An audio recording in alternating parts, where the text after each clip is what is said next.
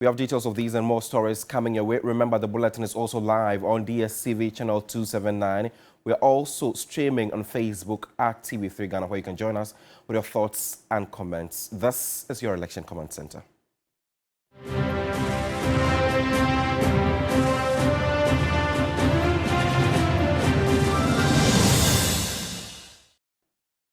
We begin this with much focus on the New Patriotic Party. The flag bearer of the NPP, Dr. Mahmoud Bawumia, has renewed his commitment to a peaceful elections. At his maiden media engagement in Accra, Dr. Mahmoud Bawumia condemned negative political comments which he says are not healthy to Ghana's politics. I beg your pardon. It is an opportunity for the media to thoroughly examine the proposals in our manifesto and offer criticisms where necessary. We are ready to listen. Let me take advantage of your presence here to state my firm commitment to free, fair, and peaceful elections in December. The quest for political power should not be an end in itself. It should be mounted on the desire to transform lives and make Ghana, our motherland, a better place for us all. However, it is becoming increasingly worrying that some people have gained the notoriety of churning out incendiary language, threatening fire and brimstone if the good people of Ghana give the mandate to rule to a group other than theirs. Whilst nobody profits from violence and chaos, it bears repeating that not a single drop of Ghanaian blood should be sacrificed for power. My pledge and that of the NPP is to run a campaign of ideas and to conduct ourselves in a manner worthy of a democratic group. Our main goal is that at the end of the contest, we carry on with our lives secure in the knowledge that there is work to do, work to sustain the rebounding economy. To those who threaten war, mayhem, and violence, my message to them is that this isn't Ghanaian. Our pursuit of power must be paired with the compelling need to allow the Ghanaian to continue to enjoy his or her peace. Meanwhile, the NPP flag bearer also condemned the killing of 8 Ghanaians in the 2020 general election, saying the security agencies must investigate and bring perpetrators to book. The question that 8 people died in the 2020 election, and the president or me, we have not commented on it. I'm not quite sure whether the president has commented or not, but any time we lose a life in any circumstance, it doesn't have to be an election. I think it's really a very sad event when you talk about loss of life for anybody, and so I think that it's very, very a sad occurrence if for people who died during the election, maybe out of conflict or something. So it is something that I hope the authorities, law enforcement authorities, have dealt with or are dealing with. I'm not quite familiar with the full current status of that particular situation, but the people who are responsible should be brought to book to deal with this issue.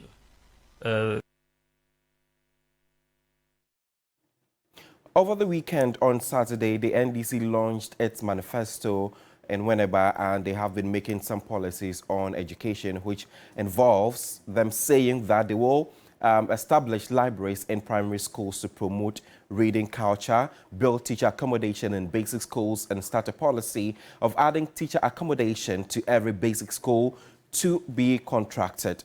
They will pay a 20% allowance to rural-based teachers, develop incentives to teachers in deprived areas with comprehensive data collection. address the critical issue of textbook distribution and ensure the provision of relevant educational materials, prioritize the completion of abundant educational infrastructure to reduce class sizes. They also mentioned that they will review and improve free senior high school and TVET policy through stakeholder engagement, guarantee timely disbursement of capitation grants based on needs and resources of the schools. They will integrate free senior high school secretariat into the Education Directorate for better oversight and decentralized school feeding program to boost local economies and improve nutrition. Strengthen PTAs to enhance community and stakeholder participation in schools. And those were some of the comments they were making in Winneba at the launch of their manifesto. But in case you missed it, we have a copy on our news channel, www.3news.com, where you can get to refresh your mind on some of the policies that they are looking at implementing when they come to power.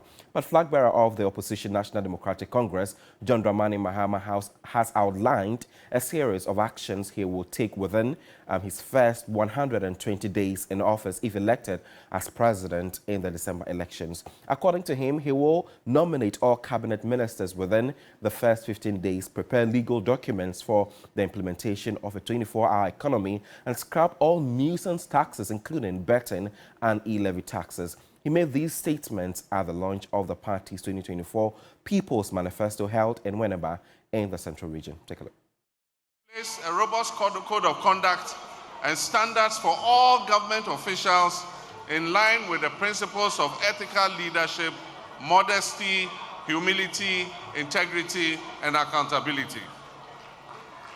We will nominate all our cabinet ministers for parliamentary approval within the first 14 days in office. We would have named all our cabinet ministers. We will constitute the leanest and most efficient government in the history of the Fourth Republic in the first 90 days in office. We will hold a national economic dialogue to discuss the true state of the economy and prepare a homegrown fiscal consolidation program to guide the budget. Number 5, we'll commence the drafting of needed legal amendments and preparation for the implementation of the 24-hour economy policy under the office of the President. Number 6, we will establish an accelerated Export Development Council, which I will personally chair, to promote exports as part of a broader strategy for economic transformation.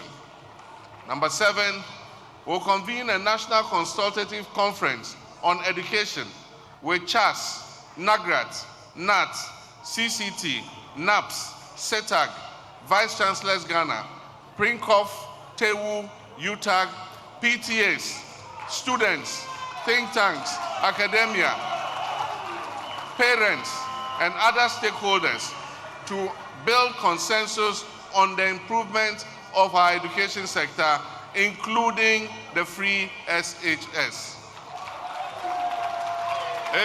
Number 8, we'll scrap the following draconian taxes to alleviate hardship and ease the high cost of doing business in our first 90 days in office. 1, e-levy. 2, COVID levy. 3, betting tax. 4, emissions levy. And we'll review taxes and levies on vehicles and equipment imported into the country for industrial and agricultural purposes. 9, we'll introduce the no academic fee stress policy for all first-year students in public tertiary educational institutions, in universities, in technical universities, in polytechnics, colleges of education, nursing training institutions, under our no fee stress initiative.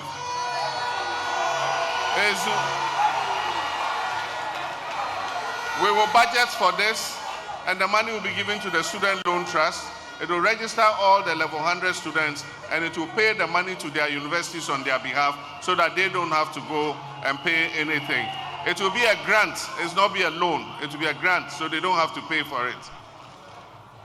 10, we'll introduce the following social intervention policies. 1, free tertiary education for persons with disability. The Ghana Medical Care Trust Fund, which will be a fund that will help the treatment of kidney ailments, hypertension, heart disease, high blood pressure, and all those kinds of things. We'll commence within 120 days the distribution of free sanitary pads to female students in basic and secondary schools.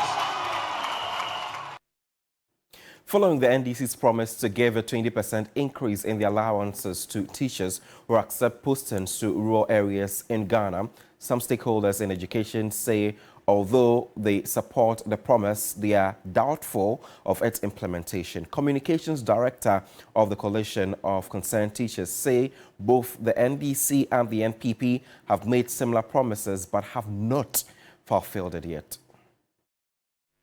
When it comes to the 20% to be paid to teachers in deprived areas, I think in 2012, it was in NDC's manifesto, but it was never implemented.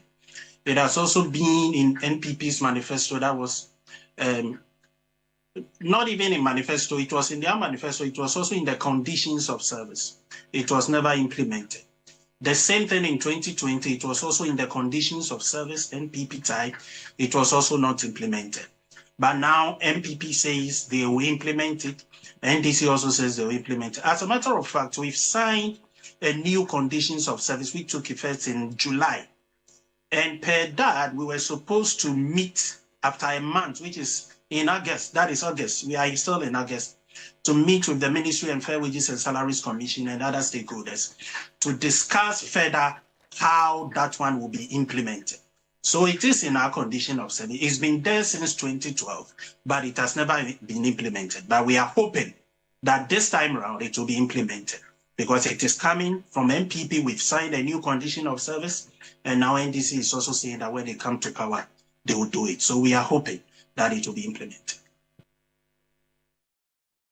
We focus on the EC now. The Electoral Commission says it is taking a recent incident involving the arrest of a man in Nsawam on Friday, August 23, 2024, who was found in possession of a biometric verification device, BVD, very seriously. The Commission assures the public and all stakeholders that the integrity of the 2024 elections remains intact.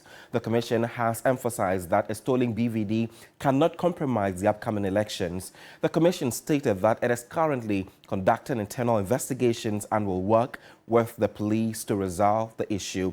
A statement from the Commission signed by Deputy Director in charge of Operations Samuel Tete stated that the Electoral Commission follows a strict process to prepare BVDs for elections, ensuring that only devices prepared for a specific election can be used.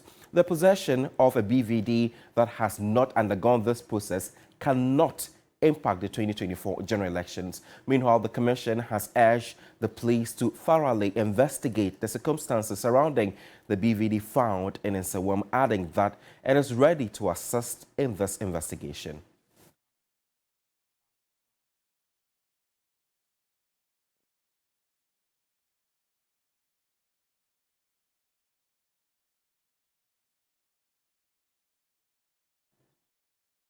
That's all we have for you on your Election Command Center. For more on that, you can log on to 3news.com.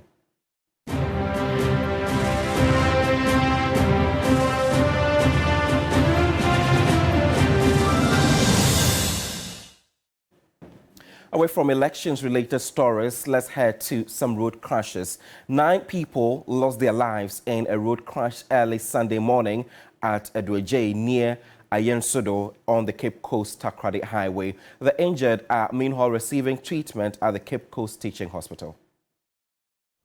The accident involved 3 vehicles, a Duffman diesel long trailer, a Howard truck and a Mercedes-Benz Sprinter car with registration number GR608118 traveling from Joma to Sekondi. Emergency services were quickly deployed to the scene. The police cleared the road and the deceased were being transported to the morgue. Personnel from the Ghana Ambulance Service were also present at the site, providing care to those with major injuries. The injured individuals were taken to Cape Coast Teaching Hospital for medical treatment. The driver of the Howo articulated truck, who identified himself as Prince, stated that the Duffman diesel trailer overtook him and in the process collided with the Sprinter. I was traveling from Takoradi to Anumabo when I encountered this trailer overtaking. I had to yield to it, but as I did, I faced two more cars coming towards me, also overtaking. This created a situation where there were 4 vehicles on the road. With no other option, the trailer had to push my car into the bush.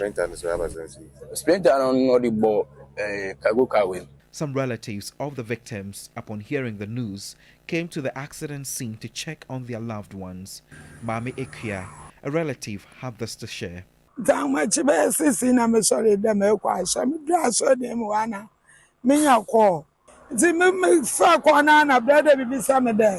to church at dawn and started receiving calls. A certain man claimed that my husband's senior brother's car was involved in an accident. When I arrived, it was true, and he is dead. So you will not see that while I can't. And come back here. And I don't want to can't hear me put in a car.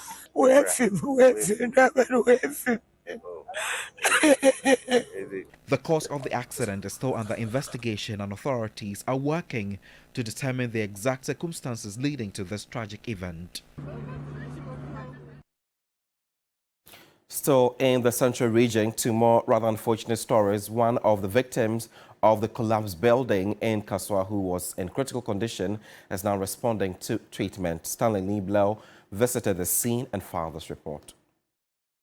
2-story building under construction at Kaswa Asempa Down caved in on Saturday, August 24, 2024, killing 3 persons instantly and injuring several others. The deceased, students of a private vocational school, were serving as laborers at the construction site when the building caved in. A carpenter working also died.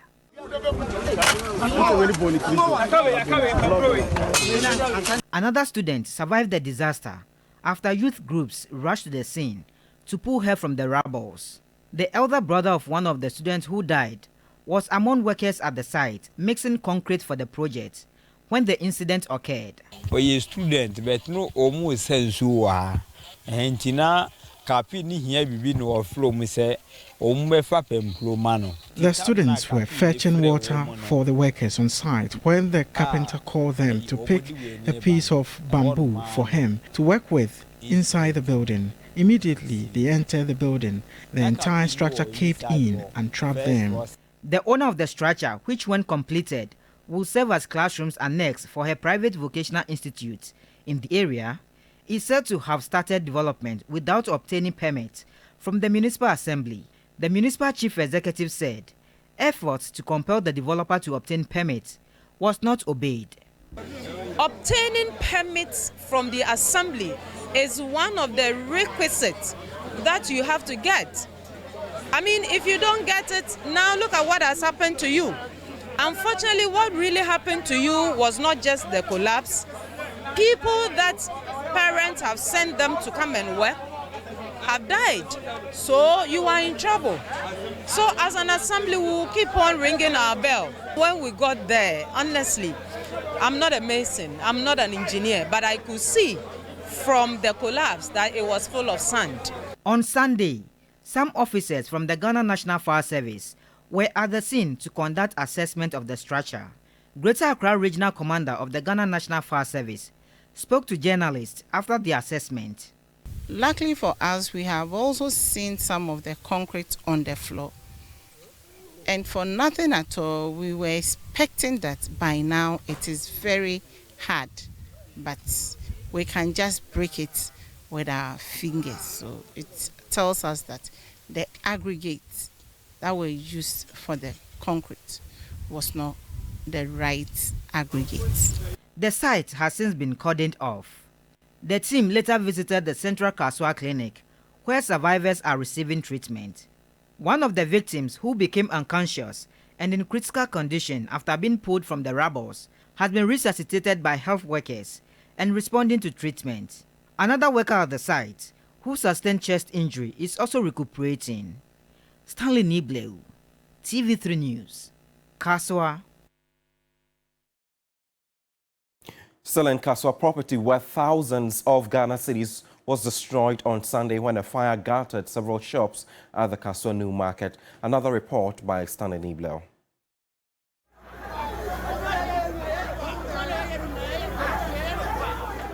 It was not a regular trading day at the Kaswa New Market, so traders and night security personnel were not present when the fire broke out.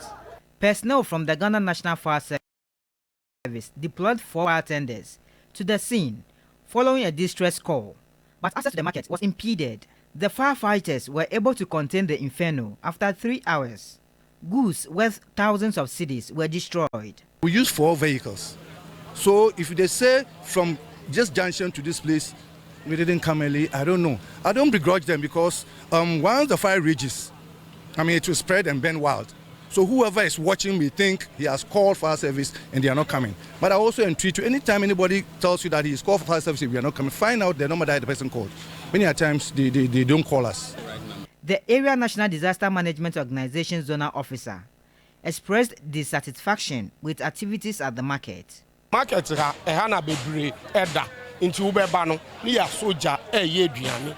A lot of people sleep at the market and so they cook every day. Secondly, the shops were not properly built. We complained to the owner, but he ignored us. The market is not spacious. That is why the fire tenders could not easily access the fire to douse. These have been the problems. The cause of the fire has not been immediately determined, but eyewitnesses suspect it may have been caused by a gas cylinder explosion. For affected traders, the fire has devastated their investments.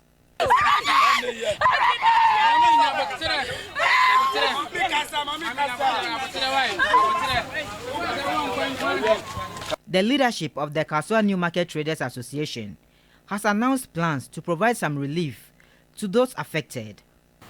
We are with them, and that management will make sure that we put the whole place into use as soon as possible. We wanted to assure them also that we will also look at their financial leverage of whatever they have actually invested out there and see how best we can help them. 6 months ago, another market in the area was also razed by fire. Stanley Nibleu, TV3 News, Kaswa. Turn attention to health now. Ghana needs $300 million annually to achieve its HIV/AIDS elimination target by 2030. The Director General of the Ghana AIDS Commission, Dr. Tremi Echiahene, who spoke to Sarah Penkrong, says it will take 50 more years for the country to achieve this target with the current inflows. The Ghana AIDS Commission expended over $126 million in 2022. Representing a 1% decrease from what was spent in 2021. Donor funds accounted for 43% of this figure, with government providing the remaining $51 million. The private sector also donated $20 million. Treatment, care and support accounted for the largest share of the expenditure, while development and research received the least of funds. The Director General of the Commission, Dr. Tremi Echiahene, on the sidelines of the dissemination of the National AIDS Spending Assessment, revealed that the Commission is working towards improving its access to funds. The analysis clearly showed that from now till the year 2030, donor funding may not rise. It points to the fact that government contribution to the program will have to increase significantly. Annually, we will require almost $300 million a year for the AIDS program alone to achieve the targets. Otherwise, if the status quo as it is must remain now, it will take us more than 50 years to even achieve those targets. Development partners encourage government to mobilize domestic resources for funding. We need to reflect that Ghana is still donor dependent from international funds to operate the national HIV response.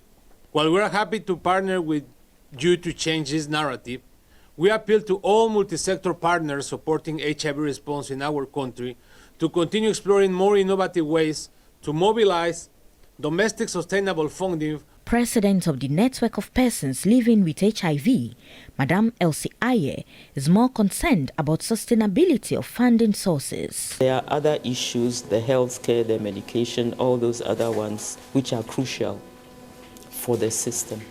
But for persons living with HIV, what is crucial for us and our lives as human beings? The National AIDS Spending Assessment is a comprehensive and systematic resource tracking method that describes the financial flow, actual disbursement and expenditures for HIV/AIDS in Ghana.